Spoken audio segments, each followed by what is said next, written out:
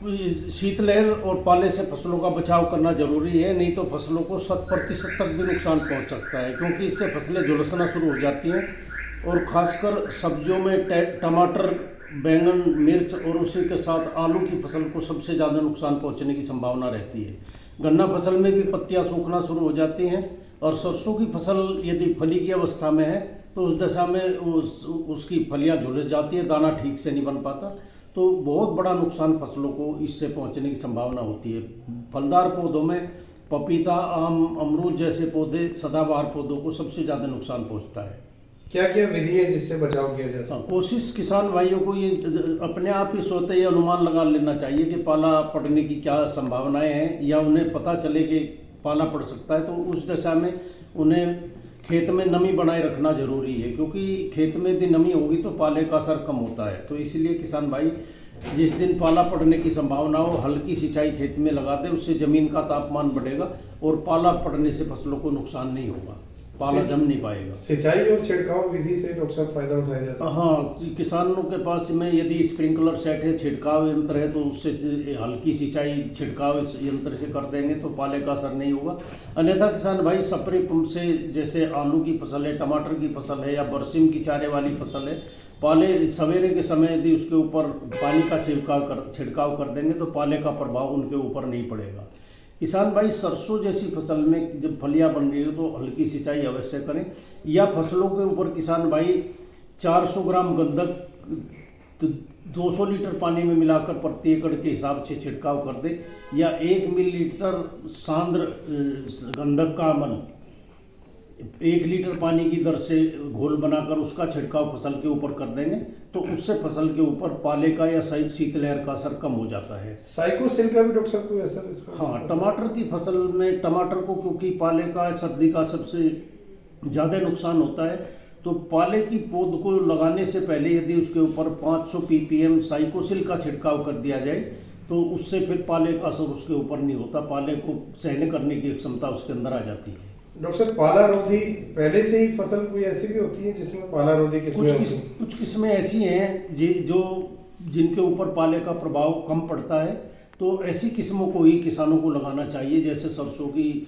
RH 790 किस्म है, या 710 किस्म है, या RH 761 किस्म जो निकाली गई है, ये भी पाला रोधी किस्म है। तो ऐसी किस्में यदि किसान भाई लगाएंगे तो उनके ऊपर पाले का प्रभाव कम होगा। तो पाले से बचाव के लिए किसान भाई ऐसी किस्मों का चुनाव करें जो या तो पाले का असर उनके ऊपर ना होता हो, या पाले से पहले ही वो पककर तैयार हो जाती हो। छोटे पौधे और नर्सरी को डॉक्टर साहब कैसे? नर्सरी और छोटे पौधों में सबसे ज़्यादा बचाव की जरूरत होती है, क्योंकि शीतलहर चलने से भी और पाला पड़ने से भी उन्हें सबसे ज़्यादा नुकसान होता है। इसलिए यदि सब्जियों की पौध तैयार की है तो उसके ऊपर हल्की डंडियाँ गाड़ कर उसके ऊपर एक छप्पर सा रात के समय लगा दें, ताकि रात को पाला ना जमे, दिन के समय उसे हटा दें, उसे पौधों को धूप मिले, तो उससे नर्सरी ठीक चलेगी। छोटे फलदार पौधों में उत्तर पश्चिम दिशा में शेड बना देना चाहिए, क्योंकि उत्तर पश्चिम दिशा से ही ठंडी हवाएं आती हैं,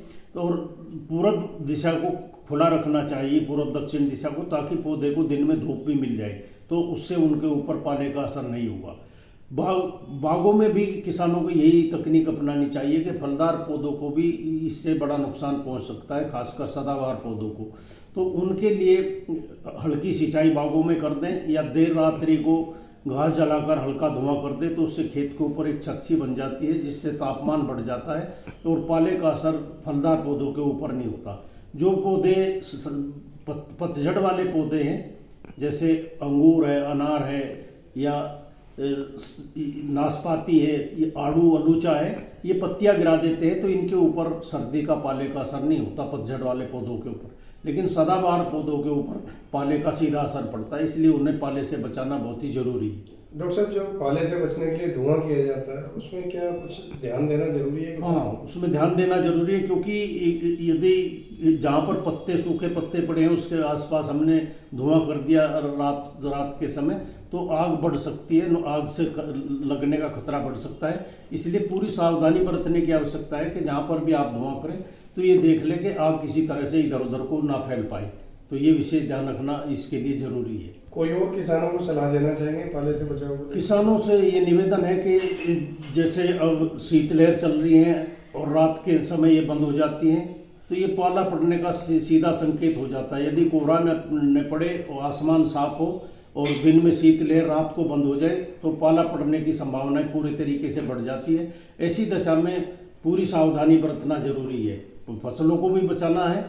गेहूं और जौ की फसल के ऊपर पाले और सर्दी का कोई विशेष प्रभाव नहीं पड़ता। बाली आने से पहले बढ़ाव के समय यदि सर्दी ठीक पड़ती है, शीतलहर भी चले चाहे पाला भी पड़े, उसमें समुचित सिंचाई और उर्वरक डाले जाए तो इनमें बढ़ाव और फुटाव ज़्यादा होता है। कह सकते हैं कि ये मौसम गेहूं और जौ के लिए पूरे तरीके से अनुकूल चल रहा है। लेकिन सरसों जिसमें फलियां आ रही हैं या टमाटर जैसी सब्जियों की फसलें हैं या संवेदनशील फलदार पौधे, आम या पपीता जैसे पौधे हैं, उन्हें पाले से बचाना जो बेहद ज़रूरी है।